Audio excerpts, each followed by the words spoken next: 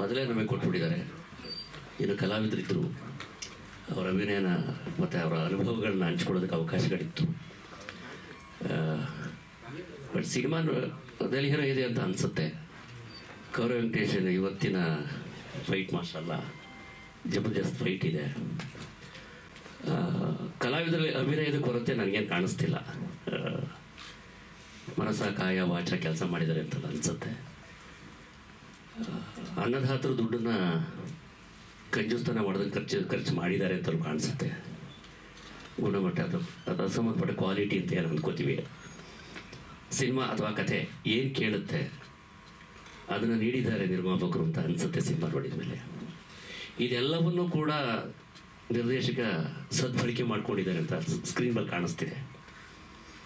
ಇನ್ನು ಅವರ ಪ್ರಯತ್ನವೆಲ್ಲ ಮುಗಿದು ಹೋಗಿದೆ. ಅವ್ರ ಸೈಡ್ ಏನೆಲ್ಲ ಮಾಡ್ಬೋದು ಆ ಕೆಲಸ ಎಲ್ಲ ಮಾಡಿ ಮುಗಿಸಿದ್ದಾರೆ. ಅದು ಗುಣಮಟ್ಟದ ಕೆಲಸವಾಗಿ ಕಾಣುತ್ತೆ, ಅವ್ರ ಕ್ರಿಯಾಶೀಲತೆ ಕಾಣುತ್ತೆ. ಇನ್ನು ನಮ್ಮ ಮಾಧ್ಯಮದ ಜನ ಅದನ್ನು ಕನ್ನಡದ ಮನಸ್ಸುಗಳಿಗೆ ತಲುಪಿಸುವ ಕೆಲಸನ ನಾವು ಮಾಡಬೇಕು. ಅದಲ್ಲದೆ ಇಲ್ಲಿ ಅನೇಕರು ಹಸಿನರಿದ್ದೀರಿ, ಎಲ್ಲರೂ ಕೂಡ ಈಗ ಸಾಮಾಜಿಕ ಜಾಲತಾಣದಲ್ಲಿ ಸಕ್ರಿಯರಾಗಿರ್ತೀರಿ.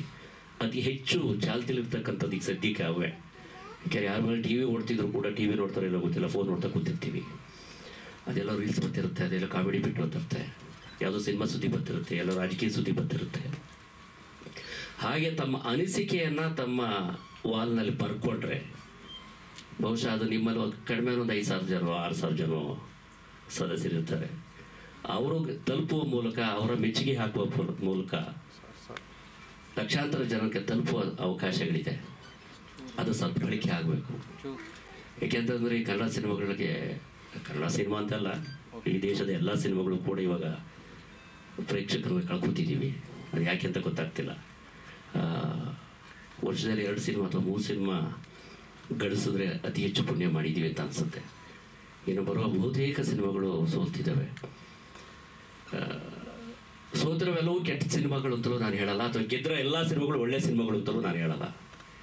ಯಾವುದೋ ಕಾರಣಕ್ಕೆ ಗೆದ್ದಿರ್ತಾವೆ ಅಷ್ಟೇ ಗೆದ್ದಿರೋ ಸಿನಿಮಾ. ಸೋತಿರೋ ಸಿನಿಮಾ ಯಾವುದೋ ಕಾರಣಕ್ಕೆ ಸೋತಿರುತ್ತೆ. ಅದನ್ನು ನಿರ್ಮಾಪಕರು ಸರಿಯಾಗಿ ರೀಚ್ ಮಾಡೋಕ್ಕಾಗದೇ ಇರ್ಬೋದು, ಜನಕ್ಕೆ ತಲುಪಿಸೋಕ್ಕಾಗ ಸೋತಿರ್ಬೋದು, ಅಥವಾ ಅವರ ಆರ್ಥಿಕ ಮುಗ್ಗಟ್ಟಿರ್ಬೋದು, ಅಥವಾ ಬೇರೆ ಬೇರೆ ಈ ಥರದ ಅನೇಕ ಆಯಾಮಗಳಲ್ಲಿ ಸಿನಿಮಾ ಸೋತಿರ್ಬೋದು. ಸಿನಿಮಾ ಮುಟ್ಟಿಸುವ ಕೆಲಸ ಆಗಲಿ. ಎಲ್ಲರಿಗೂ ಶುಭವಾಗಲಿ. ನಮಸ್ಕಾರ. Thank you so much Krishnegowda sir, ಕಾರ್ಯಕ್ರಮಕ್ಕೆ ಬಂದಿದ್ದು, ಜೊತೆಗೆ ಮಾತನಾಡಿದ್ದು ಬಹಳ ಸಂತೋಷ. Thank you so much. ಡೈರೆಕ್ಟರ್ನೇ ಮಾತನಾಡ್ಸೋಣ next. Sir please sir, Mukta Manassu ಬಗ್ಗೆ ತಮ್ಮ ಮುಕ್ತವಾದ ಮಾತು, ಕತೆ ಎಲ್ಲದ್ರ ಬಗ್ಗೆ. ಹಲೋ, ಎಲ್ಲರಿಗೂ ನಮಸ್ಕಾರ. ಮಾಧ್ಯಮ ಮಿತ್ರರಿಗೆ, ದೃಶ್ಯ ಮಾಧ್ಯಮದವ್ರಿಗೆ, ಹಾಗೂ ನಮ್ಮ ಸಿನಿಮಾಕ್ಕೆ ಅಭಿನಯಿಸಿದಂಥ ಎಲ್ಲ ಕಲಾವಿದರಿಗೂ, ಇಲ್ಲಿ ಬಂದಿರುವಂಥ ಎಲ್ಲ ಆತ್ಮೀಯರಿಗೂ ಮತ್ತು ವೇದಿಕೆಯಲ್ಲಿ ನಮ್ಮ ಅಲಂಕರಿಸಿದಂಥ ಎಲ್ಲ ನಾಯಕರಿಗೂ, ಕಲಾವಿದರಿಗೂ, ತಂತ್ರಜ್ಞರಿಗೂ ಎಲ್ಲರಿಗೂ ನನ್ನ ಪ್ರಣಾಮ ಸಲ್ಲಿಸ್ತಾ ಇದ್ದೀನಿ. ಇದೊಂದು ಪ್ರೇಮ ಕಥೆ ಉಳ್ಳ ಒಂದು ಸಿನಿಮಾ. ಮುಕ್ತ ಮನಸ್ಸು ಅಂದರೆ ಪ್ರೇಮಿಗಳಿಗಾಗಲಿ ಯಾರಾಗಲಿ ಮುಕ್ತವಾಗಿ ಅವರಲ್ಲಿ ಯಾವುದೇ ತರಹದ ಕಲ್ಮಶವಿಲ್ಲದಂಥ ಪ್ರೀತಿ ಹೇಗೆ ಕೊನೆ ತನಕ ಉಳ್ಕೋತದೆ, ಹೇಗಿರ್ತದೆ ಅನ್ನೋ ಒಂದು ನಡೆಯುವಂಥ ಕತೆ. ಇಲ್ಲೊಬ್ಬ ಆಟೋ ಡ್ರೈವರ್ ಇರ್ತಾನೆ, ಅದ್ರ ಜೊತೆಲಿ ಇವರೆಲ್ಲ ಕ್ಯಾರಿ ಮಾಡ್ತಾ ಇರ್ತಾರೆ. ಆಗ ಹೀರೋಯಿನು ಸಹ ಹಳ್ಳಿಯಿಂದ ಪೇಟೆಗೆ ಓದೋಕ್ಕೆ ಹೋಗ್ತಾ ಇರಬೇಕಾದ್ರೆ ಇಬ್ಬರಿಗೂ ಪ್ರೀತಿ ಹುಟ್ಕೋತದೆ. ಹುಟ್ಟಾದ್ಮೇಲೆ ಅವರು ಕೊನೆ ತನಕ ಮನೇಲಿ ವಿರೋಧ ಆಯ್ತದ, ಏನಾಗ್ತೋ, ಯಾವ ಥರ ಆಯ್ತೋ ಅನ್ನೋದು ಕೊನೆಗೆ ಈ ಮುಕ್ತ ಮನಸ್ಸುಗಳು ಜೋಡಿ ಆಗ್ತಾವ ಅನ್ನೋದು ಕೊನೆಯ ಕುತೂಹಲದ ತಿಳಿಸುವಂಥ ಒಂದು ಕತೆ ತಗೊಂಡು ಹೋಗ್ತಾ ಇದ್ವಿ. ಈ ಹಾಡುಗಳು ಸಾಹಿತ್ಯವನ್ನು ನಾವೇ ಬರೆದ್ವಿ. ಹಾಗೆ ಮುದಿಮನ್ ಸರ್ ಒಳ್ಳೆ ಮೆಸಿ ಸಂಗೀತ ಕೊಟ್ಟಿದ್ದಾರೆ. ನಮ್ಮ ಕೊರಂಟೇಶ್ ಸರ್ ಒಳ್ಳೆ ಸಾಹಸ ಮಾಡಿಕೊಟ್ರು.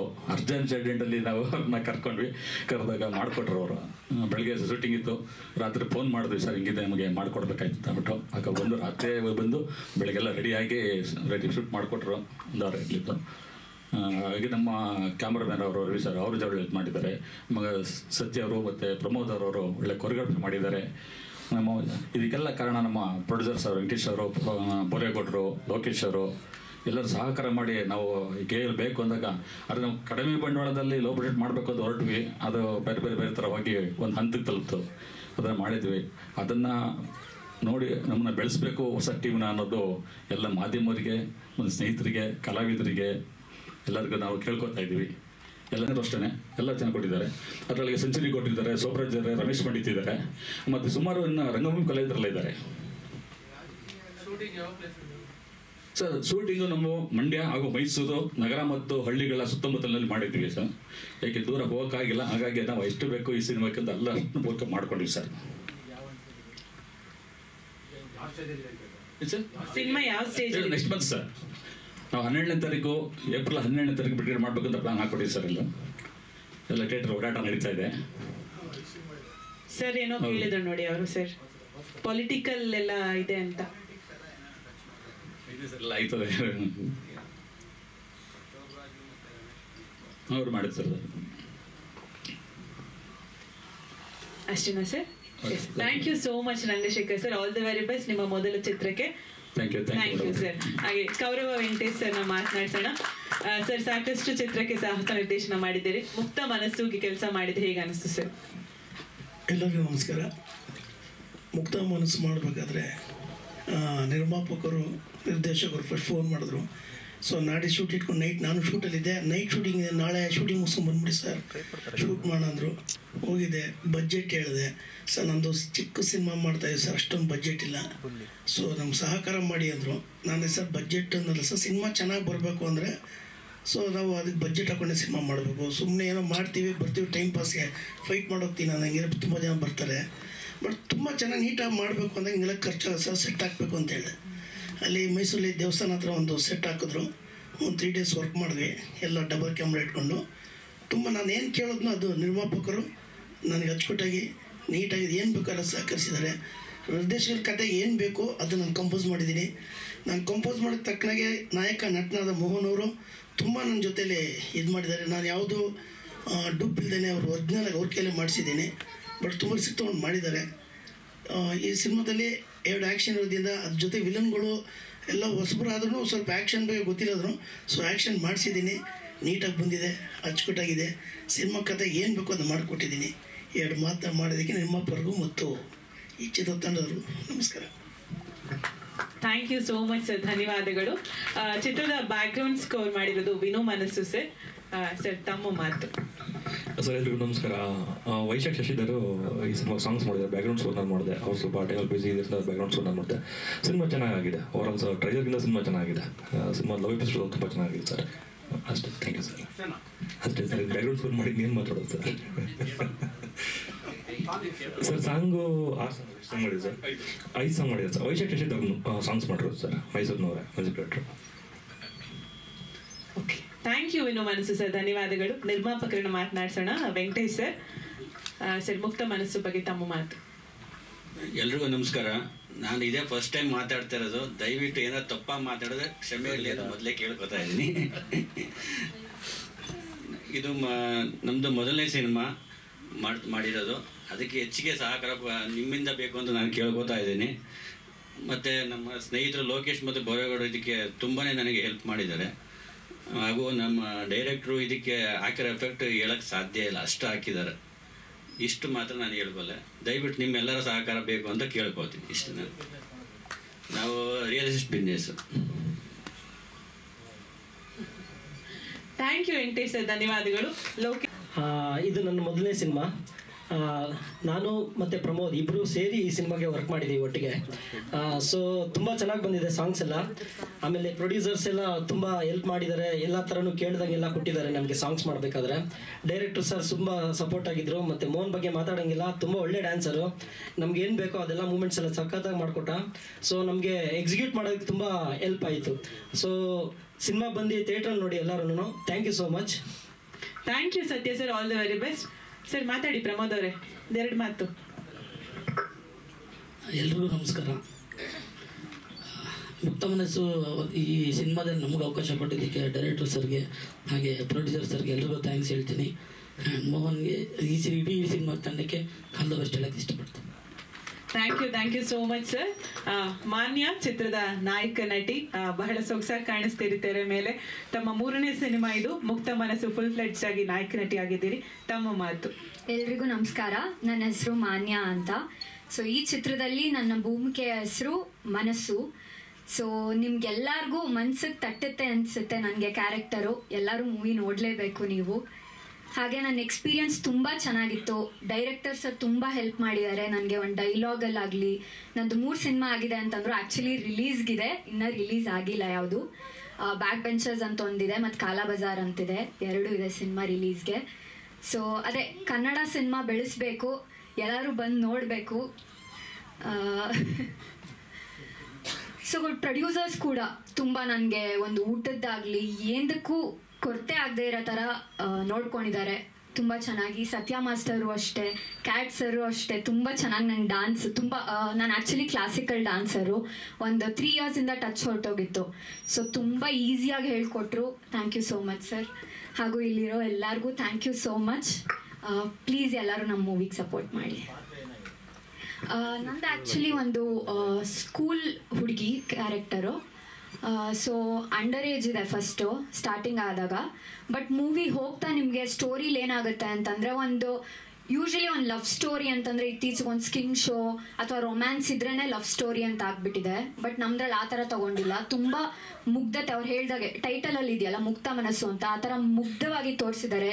ತುಂಬ ಪ್ಯೂರ್ ಆಗಿದೆ ಲವ್ ಸ್ಟೋರಿ. ತುಂಬ ವರ್ಷಗಳಾಗೋಗಿದೆ ಅನಿಸುತ್ತೆ ಈ ಥರ ಒಂದು ಇನ್ನೋಸೆನ್ಸ್ ತೋರಿಸಿ. ಒಂದು ಹೀರೋ ಹೀರೋಯಿನ್ ಅಷ್ಟು ಕ್ಲೋಸ್ ಇದ್ರೂ ಅವರು ಒಂದು ರೆಸ್ಪೆಕ್ಟ್ ಮಾಡ್ತಿದ್ದಾರೆ ನಮ್ಮ ಏಜ್ನ. ಹುಡುಗಿ ಚಿಕ್ಕೋಳು ಅನ್ನೋದನ್ನ ಅವನು ರೆಸ್ಪೆಕ್ಟ್ ಮಾಡಿ ಯಾವ ಥರ ಒಂದು ಲವ್ ಸ್ಟೋರಿ ನಡೆಯುತ್ತೆ ಅನ್ನೋದೇ ಇಡೀ ಕಥೆಯಲ್ಲಿ ಬರುತ್ತೆ. ಲಾಸ್ಟಲ್ಲಿ ಸ್ವಲ್ಪ ಟ್ವಿಸ್ಟ್ ಎಲ್ಲ ಇದೆ, ನೀವು ಮೂವಿ ನೋಡಿ. Thank you so much. Thank you so much ಮಾನ್ಯ. ಓಕೆ, ನಮ್ಮ ನಾಯಕ ನಟ ಮೋಹನ್ ಅವ್ರನ್ನ ಮಾತನಾಡ್ಸೋಣ. ಡ್ಯಾನ್ಸಲ್ಲಿ ತುಂಬಾನೇ ಪಾಪ್ಯುಲರ್ ಅಂತ ಎಲ್ಲರೂ ಹೇಳಾಗಿದೆ ಈಗ ಆಲ್ರೆಡಿ. ಸೊ ಆಕ್ಟಿಂಗ್ ಹೊಸತು ತಮಗೆ ಹೇಗೆ ಅನಿಸ್ತು? ಮುಕ್ತ ಮನಸ್ಸು ಅಪ್ಪನ ನಿರ್ದೇಶನದಲ್ಲಿ ಕೆಲಸ ಮಾಡಿದ್ದು. ನಾನು ನಿಂತ್ಕೊಂಡು ಮಾತಾಡ್ಬೋದಾ? ಎಲ್ಲರಿಗೂ ನಮಸ್ತೆ. ನನ್ನ ಹೆಸರು ಮೋಹನ್ ಅಂತ. ಆ್ಯಕ್ಚುಲಿ ಬೇರೆ ಮಾತಾಡೋದು ಎಲ್ಲ ಹೇಳಿದ್ರು ಫಸ್ಟು, ಅದಕ್ಕೆ ನಾನು ನನ್ನ ಬಗ್ಗೆ ನಾನು ಮಾತಾಡ್ತೀನಿ ಫಸ್ಟ್. ಸೊ ನಾನು ಬೇಸಿಕಲಿ ಪ್ರೊಫೆಷನಲ್ ಡ್ಯಾನ್ಸರು. ಈ ಟಿ ವಿ ತೆಲುಗು ಶೋ ಅಲ್ಲಿ ಸೀಸನ್ 11 ಫೈನಲಿಸ್ಟ್ ಮಾಡಿದ್ದೀನಿ. ಆಫ್ಟರ್ ಆದಮೇಲೆ ಡ್ಯಾನ್ಸ್ ಕ್ಲಾಸ್ ಮಾಡ್ಕೊಂಡಿದ್ದೆ. ಆಮೇಲೆ ನಂಗೆ DKD ಅಂತ ಆಫರ್ ಬಂತು. ನಮ್ಮ ಸೀಸನ್ 5 ಕೂಡ ಡ್ಯಾನ್ಸ್ ಸೀಸನ್ 5 ಕಂಟೆಸ್ಟೆಂಟ್ ಅದೇ. ಸೊ ಆಫ್ಟರ್ ನೆಕ್ಸ್ಟ್ ಏನು ಮಾಡೋಣ ಅಂತ ಹೋದ, ನಾನು ಡಿಸೈಡ್ ಆದೆ ಒಂದು ಸೀರಿಯಲ್ ಟ್ರೈ ಮಾಡೋಣ, ಇಲ್ಲ ಆ್ಯಕ್ಟಿಂಗ್ ಫೀಲ್ಡ್ ಹೋಗೋಣ. ನಾನು ತುಂಬ ಬೆಂಗಳೂರು ಅಪ್ ಆ್ಯಂಡ್ ಡೌನ್ಸ್ ಮಾಡ್ತಿದ್ದೆ. ಚಾನ್ಸಸ್ ಸ್ವಲ್ಪ ಕಮ್ಮಿ ಆಗ್ತಿತ್ತು, ಅಂದರೆ ನಂಗೆ ಎಕ್ಸ್ಪೀರಿಯನ್ಸ್ ಬೇಕಾಗ್ತಿತ್ತು ಅಂತ. ಸೊ ಇವರೆಲ್ಲ ಈ ಥರ ಪ್ಲ್ಯಾನ್ ಮಾಡ್ತಿದ್ದಾರೆ ಅಂತ ನನಗೆ ಗೊತ್ತಿರಲಿಲ್ಲ ಬಿಫೋರು. ಅಂದರೆ ಇದ್ದಾರೆ ಅಂತ ಗೊತ್ತು, ಸೊ ನನ್ನ ಯಾಕೆ ಮಾಡ್ತಾರೆ ಅಂತ ಗೊತ್ತಿಲ್ಲ. ಶೂಟಿಂಗ್ ಮುಹೂರ್ತಾಗ ಹೋಗ್ಬೇಕಾಯ್ತು, ಹೋದೆ. ನನಗೂ ಕೂಡ ಟ್ವಿಸ್ಟಾಗಿ ಹೇಳಿದ್ರು, ನೀನೇ ಹಿಂಗೆ ಮಾಡಿಬಿಡು ಅಂತ. ನನಗೆ ಆ ಥರ ಎಕ್ಸ್ಪೀರಿಯನ್ಸ್ ಇಲ್ಲಕ್ಕೆ ಕಲಿಬೇಕು ಅಂತ, ನನಗೆ ತುಂಬ ಕಲಿಬೇಕು. ಬೇರೆ ರೀತಿ ನಾನಾ ರೀತಿ ಎಲ್ಲ ಥರ ಆ್ಯಕ್ಟಿಂಗ್ ತುಂಬ ಜನ ಈಗ ಇದ್ದಾರೆ ಚಾನ್ಸಸ್ಗೋಸ್ಕರ, ಬೇಡ ಅನಿಸಿತ್ತು. ಆಮೇಲೆ ಪ್ರೊಡ್ಯೂಸರ್ಸ್ ಎಲ್ಲ ಫಸ್ಟ್ ಆಫ್ ಆಲ್ 3 ಜನ ಪ್ರೊಡ್ಯೂಸರ್ಗೂ ನಾನು ಥ್ಯಾಂಕ್ಸ್ ಹೇಳಬೇಕು. ನನಗಂದು ತುಂಬಾ ಸಪೋರ್ಟ್ ಮಾಡಿದ್ದಾರೆ. ನಿಂಗೆಲ್ಲ ಆಗುತ್ತೆ ಮಾಡು ಅಂತ. ನನಗೆ ಗೊತ್ತಿಲ್ಲ ಈ ಥರ ಎಲ್ಲ ಆಗುತ್ತಾ, ನನ್ನಲ್ಲಿ ಇದೆಯಾ ಒಳಗಡೆ ಅಂತ ಗೊತ್ತಿಲ್ಲ. ತುಂಬ ಎಲ್ಲ ನೀಟಾಗಿ ನನಗೆ ಆಚೆ ತಗ್ಸೋರೆಲ್ಲ. ಫೈಟ್ ಮಾಸ್ಟ್ರು ಕೂಡ ಸರ್, ನಾನು ಕೇಳ್ತಿದ್ದೆ ಸರ್ ಇನ್ನೂ ಏನಾರು ಮಾಡೋಣ ಅಂತ. ಸರ್ ಕೂಡ ಖುಷಿ ಆದರು. ಸರ್ಗೂ ಕೂಡ ಥ್ಯಾಂಕ್ಸ್ ಹೇಳೋಕ್ಕೆ ಇಷ್ಟಪಡ್ತೀನಿ. ಮತ್ತು ನಮ್ಮ ಬ್ರದರ್ಸೇ ಇವರಿಬ್ಬರು ಕೂಡ. ನಾನು ಕಷ್ಟಪಡ್ತಾ ಇನ್ನೊಂದು ನಮ್ಮ ಜೊತೆ ಇನ್ನು ಹಿಂಗೆ ಬ್ಯಾಕ್ಗ್ರೌಂಡ್ ಆಗಿದ್ದಾರೆ. ಸೊ ಅವರು ಕೂಡ ಥ್ಯಾಂಕ್ಸ್ ಹೇಳೋಕ್ಕೆ ಇಷ್ಟಪಡ್ತೀನಿ. ಮತ್ತು ಇನ್ನೊಂದು ಎಲ್ಲ ಹೇಳ್ತಾರೆ ಅಷ್ಟೇ, ನನ್ನ ಡ್ರೀಮ್ಗಿಂತ ಹೆಚ್ಚಾಗಿ ನಮ್ಮ ಅಪ್ಪಂದೇ ಡ್ರೀಮ್. ಯಾಕೆಂದರೆ ಅವರು ಚಿಕ್ಕೂರಿಂದನೂ ಏನೋ ಮಾಡಬೇಕು ಅಂತ ಬಂದರು. ಥಿಯೇಟ್ರಿಗೆ ಹೋದ್ರು, ಡ್ರಾಮಾ ಮಾಡಿದ್ರು, DFT ಮಾಡಿದ್ರು, ಕತೆ ಎಲ್ಲ ಬರೆದ್ರು, ಬುಕ್ ಲೈಬ್ರರಿಗೆಲ್ಲ ಇದೆ. ನಮ್ಮನೇಲಿ ಫುಲ್ ಬುಕ್ಸೇ ಇದೆ ನಮ್ಮನೇಲಿ. ನನಗಂತೂ ಅಂಥ ಟ್ಯಾಲೆಂಟ್ ಇಲ್ಲ. ನಮ್ಮ ಅಪ್ಪಂಗೆ ಆ್ಯಕ್ಚುಲಿ ನನ್ನ ಡ್ರೀಮ್ಗಿಂತ ಹೆಚ್ಚಾಗಿ ನಾವು ಅಪ್ಪಂಗೆ ಡ್ರೀಮ್ ಇತ್ತು. ಆ ಡ್ರೀಮ್ ನನ್ನಲ್ಲಿ ಫುಲ್ಫಿಲ್ ಮಾಡಿಕೊಂಡ್ರು. ಫಸ್ಟ್ ಆಫ್ ಆಲ್ ಅದು ನನಗೆ ತುಂಬ ಖುಷಿಯಾದ ವಿಷಯ. ಏನೋ ಮಾಡ್ತಾ ಇರ್ತೀವಿ. ಸೊ ನಾವು ಅಪ್ಪನ ಕನಸನ್ನ ನನ್ನ ರೂಪಾಗಿ ಮಾಡಿ ಅದ್ರ ಜೊತೆಗೆ ನಾನು ಏನೋ ಮಾಡಬೇಕು ಅಂತಿದೆ. ಅದು ನನಗೂ ಒಂದು ಪ್ರೊಫೈಲ್ ಬಿಲ್ಡ್ ಮಾಡೋಕ್ಕೆ ಒಂದು ಚಾನ್ಸಸ್ ಕೊಟ್ಟರು ನಾವಪ್ಪ. ಸೊ ನಾವು ಅಪ್ಪನ ಕೂಡ ಥ್ಯಾಂಕ್ಸ್ ಹೇಳೋಕ್ಕೆ ಇಷ್ಟಪಡ್ತೀನಿ. ಮತ್ತು ಮ್ಯೂಸಿಕ್ ಡೈರೆಕ್ಟ್ರು ಸರ್ ಎಲ್ಲರೂ ತುಂಬ ಥ್ಯಾಂಕ್ಸ್ ಹೇಳೋಕ್ಕೆ ಇಷ್ಟಪಡ್ತೀನಿ. ಮತ್ತು ಮಾನ್ಯ ನನಗಿಂತ ಸೀನಿಯರು. ಸೊ ನನಗಂತೂ ತುಂಬ ಸಪೋರ್ಟ್ ಮಾಡಿದ್ದಾರೆ ಮಾನ್ಯವರು. ಸೊ ಮಾನ್ಯವ್ರಿಗೆ ಹೇಳೋಕ್ಕೆ ಥ್ಯಾಂಕ್ಸ್ ಹೇಳೋಕ್ಕೆ ಇಷ್ಟಪಡ್ತೀನಿ. ನನ್ನ ಮೂವಿಲಿ ಏನಂತಂದರೆ ಆಟೋ ಡ್ರೈವರ್ ನಾನು ಕೂಡ. ಸೊ ಈ ಮೂವಿ ಹೆಂಗೆ ಬರುತ್ತೆ ಅಂತಂದರೆ, ಒಂದು ಅಂಡರ್ 18 ಬರುತ್ತಲ್ಲ, ಅಂಡರ್ 18 ಬಿಫೋರ್ ಆಫ್ಟರ್, ಆ ಟೈಮಲ್ಲಿ ಏನು ಸಿಚುವೇಶನ್ ಏನು ನಡೆಯುತ್ತೆ ಅನ್ನೋದು ಒಂದು ಕ್ಯಾರಿ ಆಗ್ತಾ ಹೋಗುತ್ತೆ ಮೂವಿ. ಸೊ ಆ ಥರ ಇದೆ ಕ್ಯಾರೆಕ್ಟರ್. ಚೆನ್ನಾಗಿದೆ. ಸೊ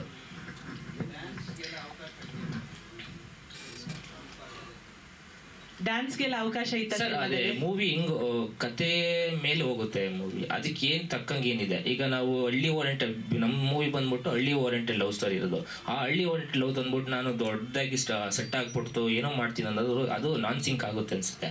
ಸೊ ಮೂವಿಗೆ ಏನಾಗುತ್ತೆ ಅದು ಕ್ಯಾರಿ ಆಗ್ತಾ ಹೋಗಿದೆ ಸರ್. ಮೂವಿಗೆ ಏನ್ ಬೇಕೋ ತನ್ನಾಗಿದೆ. ಡ್ರೀಮ್ ಸರ್, ಸರ್ ಡ್ರೀಮಲ್ಲಿ ಅಂತಂದರೆ ನಾವು